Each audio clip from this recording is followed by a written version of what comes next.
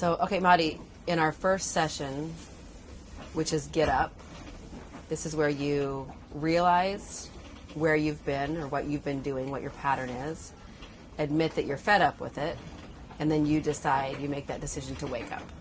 Mm-hmm. So what is it that you realized in our first session? That it's a lot harder than I thought. What's harder? The process, the visualizing or paying attention to the things I'm doing that are keeping me there. Like noticing them, noticing what I'm doing. Okay. Because a lot of times I'm just doing and I don't even pay attention. But being able to now say, oh, okay, this is why I'm doing that. And like the part about me when I burst out, like it brought a lot of things to my brain. Like, oh, okay, I remember this time when I did this. And it was because it was a lot of pent up things. Instead of speaking what I had to speak at the time, I just kept holding it and holding it and holding it. And then it all comes out. It all comes out. Right? And then it's nasty Madi. Mm-hmm. You know, it's upset, screaming, cursing, that Madi. We're not going to avoid all of that. So prior to our discussion and you realizing where that was coming from or why that was happening, and it had to do with you not being able to speak your voice and being taught that it wasn't okay to speak up from youth, right, from being a child. Right. What did you think it was? Did you think it was just who you were? Yeah. You just thought, I'm Madi and I'm firecracker. And I just keep things in and that's it. But I've always been like that. I've always kept my stuff in. Like my family didn't know about. They saw things in my relationship. They didn't really know. Right. You hid it pretty good. You thought you hid it. Yeah. What's so interesting about that is we think we hide it. I was the same. We think you hide it, but people can detect it. People can see that. That was before I got divorced. It was the same thing. I thought I hid it really well, but your level of happiness and what you're actually going through, you can see it on your face. Yeah. And in your energy. Yeah. So you realized. Now you see it. Yeah. Now you see where it was coming from. Yeah. Where the behavior pattern, what the pattern is. For sure. Okay. Yeah. So, and you also realize it's harder to change. Do you feel like you realized it was harder to change because you've been trying to change and you couldn't figure out how to change? Like, since 2020. It's like I've wanted to change and I've tried things. Like I said, I went to therapy. I kind of went to therapy more on the specific issue right. of grieving and getting over that.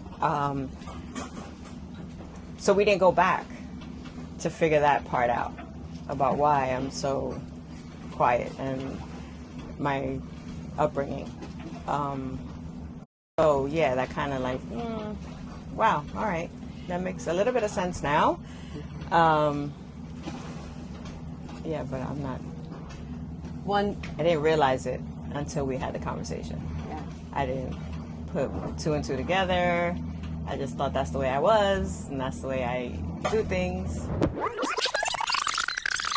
The greatest thing that you can develop in yourself, and even a reason behind having a conversation with your mom when you're ready, is that when you start to clear out not using your voice, especially to the person who is the one that shut you down, there's going to be some healing and a lot of tears. It's going to be associated with that. Because you've been holding that in for a really, really long time. And it's a big source of pain.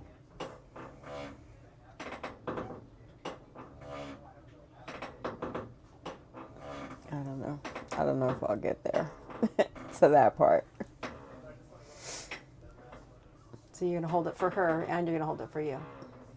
Because she doesn't deserve it, but you do.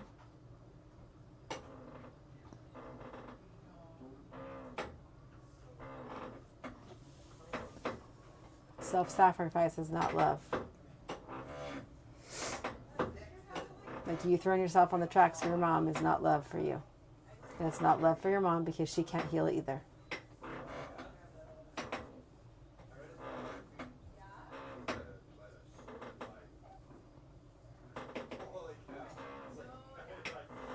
What if our time has just passed? What time has passed? You're not dead yet. You're not dead yet. No time has passed.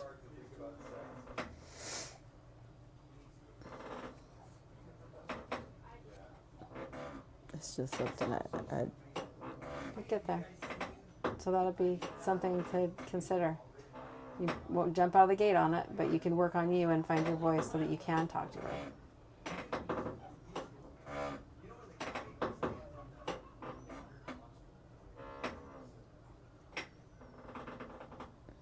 Okay. Okay.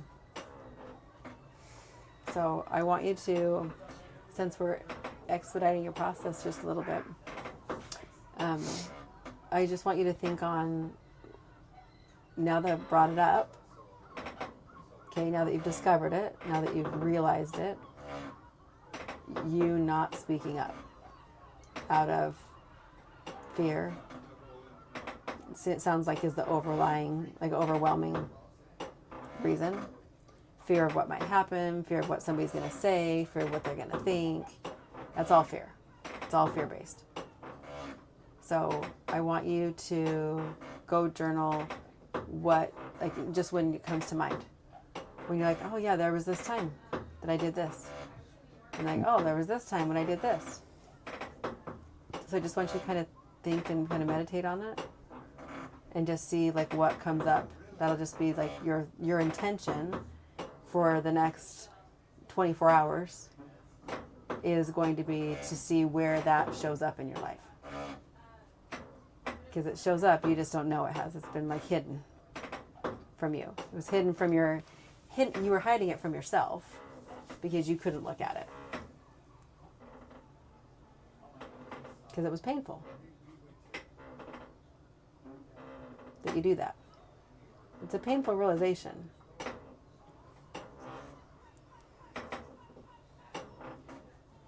Mm-hmm.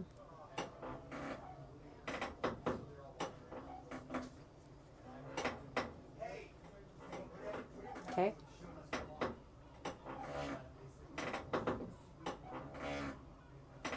So when I've done it in the past, in the future, when I catch myself, jot it all down. Mm-hmm. So now that you're aware of it, I want you to see where it's shown up before. And then even in the simplest of situations, like even say on the boat and somebody asks you to do something, I need you to, you could ask yourself, do I really want to do this, or am I doing it because I'm afraid to say no? Even down to that simple. Like riding the bikes. You didn't say you've never ridden a bike until I got you on a bike. And then you're like, what the hell, Lisa? What is this bike situation? Right? I've ridden bikes before. I mean, you've ridden a bike. Not an but not an electric bike, right? But Yeah. you didn't mention that, and I'm ready to take you on like a 3-hour cruise around the town. And you're like, what the heck is happening?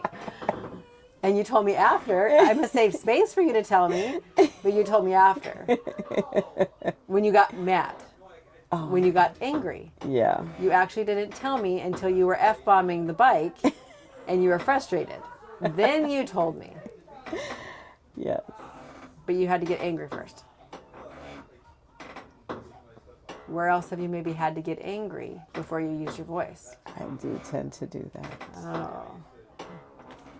So it's not that we're not using our voice, it's that we're waiting to use it. Or we're only using it when we're really mad.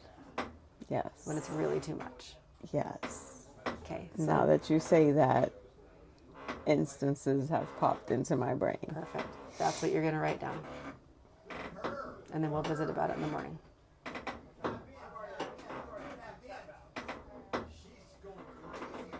Yeah. God.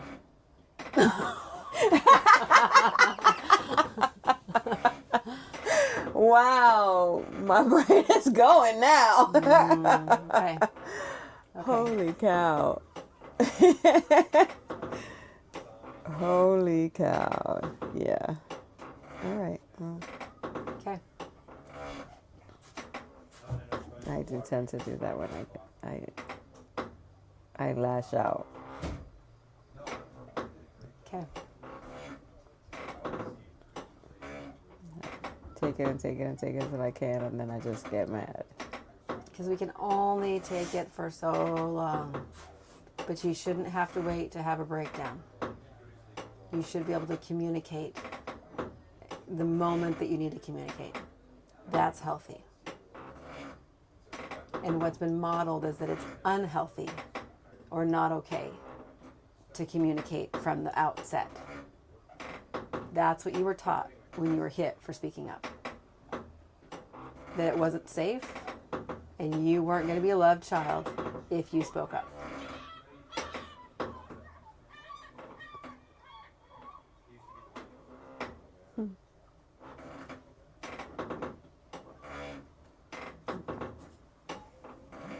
That's crazy. Because when you put it that way, like I said, I'm noticing. I'm like right now, okay, don't. Like, okay, quit attitude that day, quit attitude this day. Got mad this day. And yeah. Yes. Wow. All right, Coach Lisa. All right, Student Mari. So you know what's interesting? You were telling a story to us last night. We were sitting around the table and everybody's playing cards or eating dinner, I don't know, whatever we were doing. And you were, it was at dinner last night, and you were talking about Rick's funeral and how you were pretty much pushed out by his family of his funeral. Yeah. And again, at that time, you didn't have your voice to speak up. Knowing what you know now and what you're going to practice moving forward, right? And we're going to, take you through that process. But what you'll practice moving forward, Madi then is going to be different from Madi in the future. It's already different from who you are now because now you're aware of it. But then Madi in the future wouldn't put up with that. No, absolutely not. You would not sit there and let them push you out of not participating in the funeral of someone that you were with for 16 years, 15 years. Exactly. And sit quietly. While every picture that scrolled through the the TV screen, I was there. I was either right next to him or I was taking the picture. Not anybody in the family was in any of those pictures. Maybe a couple of, holiday, Christmas or whatever. But yeah. And to be pushed to the curb the way I was after everything I did for the family and my relationship with him. Yeah. So I'm going to push on you just a little bit. If that's okay. Go ahead. Okay. So what is so wonderful and probably disappointing to see right now is that when we allow other people to push us to the curb, we're pushing ourselves to the curb. It's the way that we treat ourselves that we actually find that acceptable for someone else to treat us that way. Because they see me doing it to myself, so they say. And inadvertently, they don't really see you doing it. It's just it's like the vibrational frequency that we run on. If you are if you act like a battered person, then they treat you like a battered person. If you act like and feel right a high confidence level, then you almost demand that from the people around you. It's the way that we perceive and treat ourselves and what we find acceptable that we allow other people to treat us. We can only receive what we give to ourselves. So if someone were to treat you so well, this is why there's mismatches when it comes to relationships, and why you don't, even if you say that you want somebody that treats you really, really well, But if you don't treat yourself really well, you don't attract the person that's going to treat you that well. You attract someone who's going to treat you the same way that you treat yourself. So the work begins with that inner work where you grow, you get on your way to you, and when you do that, then you have leveled yourself up and found that deep self-love and self-trust.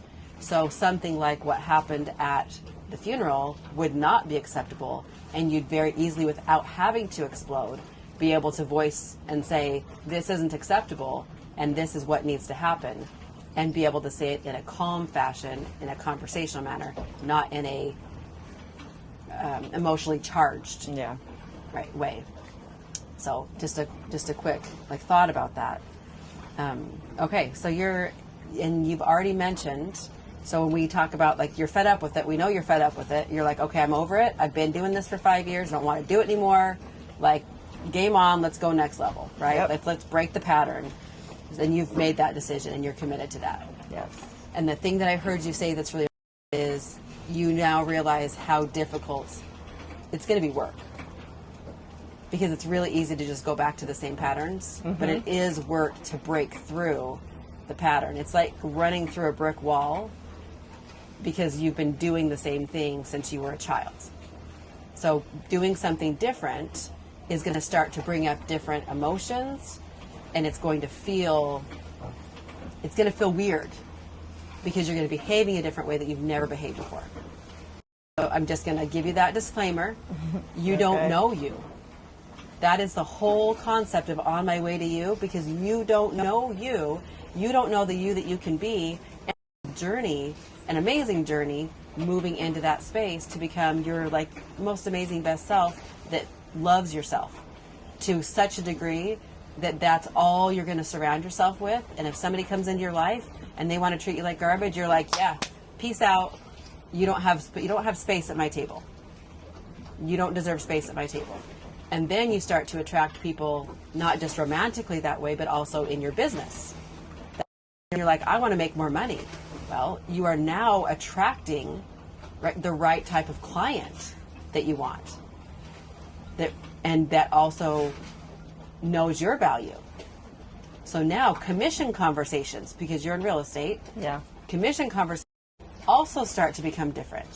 Where you're, right now, what's your confidence level in stating your value? Say 1 to 10. What's your confidence level in stating your value? If I were to challenge you on what you were going to charge me, how would you feel? About 4 or 5. 4 or 5. Yeah. Like that. So that's a lot of, so what I want you to see is you're already having a fight. You're just fighting with yourself.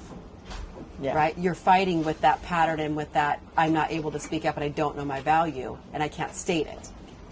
You know you're valuable, but it's different to have it so deeply rooted and believe it that when someone challenges you, you're like, nope, this is what I'm charging. Take it or leave it. And there's something so attractive about that. I'm not in that space at You're all. not in that space yet. Okay, so No. So just a thought as we're moving through this process, that is what's on the other side of the brick wall that feels like garbage. Because going through the brick wall can feel like the lowest of lows sometimes and the highest of highs. Because you're going to feel emotions that you haven't allowed yourself to feel. You've held them. And they stay stuck in your body. And then that creates a lot of resistance. And our bodies can feel that. And so now what you're going to learn is the practice of being able to actually feel through whatever it is that's happening and the process of processing through that, right? And the awareness of that as we go through this process so that you can experience it and then come out so much better on the other side. And then you just continue to do that process over and over and over again. And you continue to grow and grow and grow and grow and become even better and better and better at it. It happens faster each time.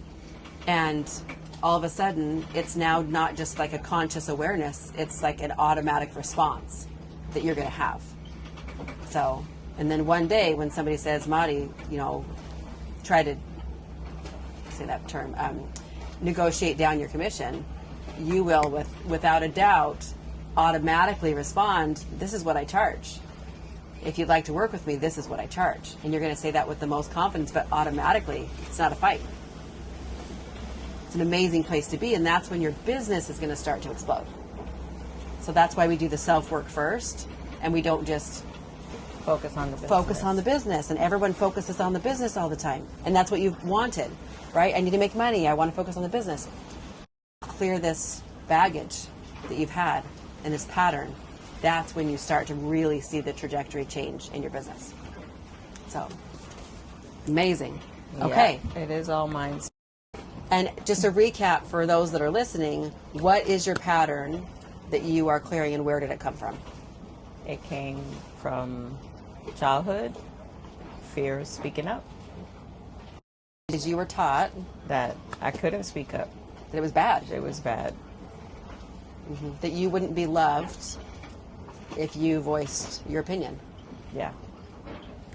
And we're always seeking for love as children. So then we adjust and augment our behaviors to behave the way our parents need us to behave based on the way they're treating us. Yeah. Yeah. And you know what? There's never any judgment or anything for the way that the reason that you've had these patterns or the fact that you've had them. We all have them. We just don't know what they are, and we didn't realize we could clear them. Yeah. So we just live thinking that this is just how my life is. And what the whole reason that I'm doing this, and the whole reason we're sharing your story, is so people can start to look at themselves and see what, that's a really loud boat we have going past us right now, people out in Italy. It's a beautiful boat. Now we're going to start shaking because they I don't know. believe in the wake. Get some wake going. But these patterns can be cleared, and they are not who we are. They are just an adaptation of our characters that we had to make to survive. Yeah. And now we're done with survival, and we want to thrive. We want to live. You ready to thrive and live? Absolutely. All right.